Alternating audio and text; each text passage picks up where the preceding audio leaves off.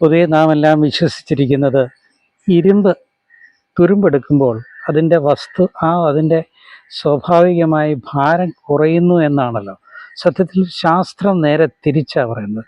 അന്തരീക്ഷത്തിലുള്ള മൂലകങ്ങളെ അത് വലിച്ചെടുത്ത് അത് നിമിത്തമാണ് തുരുമ്പ് ഉണ്ടാകുന്നു എന്നത്.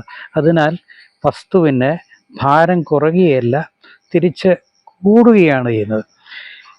പല മൂലകങ്ങൾ വായുവിൽ നിന്നും സ്വീകരിക്കുന്നതാണ് ഇതിന് വ്യതിയാനം വരുത്തുന്നത്. പക്ഷെ ദ്രവ്യത്തെ നശിപ്പിക്കാൻ ഒരിക്കലും മനുഷ്യന് കഴിയില്ല. കാരണം ഒരു പുസ്തകം കത്തിച്ചാൽ അത് ചാരമായി മാറും.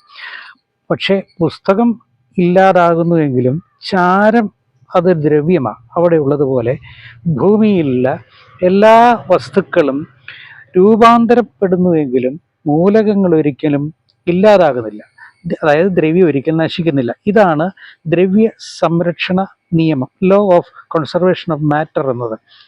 18-ാം നൂറ്റാണ്ടിൽ ആന്റൺ ലാവോസ് എന്ന ഫ്രഞ്ചുകാരനായ ശാസ്ത്രജ്ഞനാണ് ഈ കണ്ടുപിടുത്തം നടത്തിയത്. അതുവരെ ഇന്നും 21-ാം നൂറ്റാണ്ടിലും ഞാനും നിങ്ങളും വിശ്വസിച്ചിരുന്നതും അങ്ങനെയാണല്ലോ. ഈ തുരുമ്പ് പിടിക്കുമ്പോൾ ഭാരം കുറയുന്നു, അത് ഇല്ലാതാകുന്നു, തുരുമ്പിച്ച് നശിച്ചു പോയി എന്നാണല്ലോ നമ്മൾ പറയുന്നത്. പക്ഷേ നശിക്കുന്നില്ല, മൂലകങ്ങൾ മറ്റൊരു വിധത്തിൽ അവിടെ ഉണ്ടാകും. ഇതൊരു ശാസ്ത്ര സത്യമാണ്. ഈ ശാസ്ത്രത്തിൻ്റെ അടിസ്ഥാനമാണ് രൂപാന്തരങ്ങൾക്കെല്ലാം കാരണം. ഒന്ന് മറ്റൊന്നായി മാറും.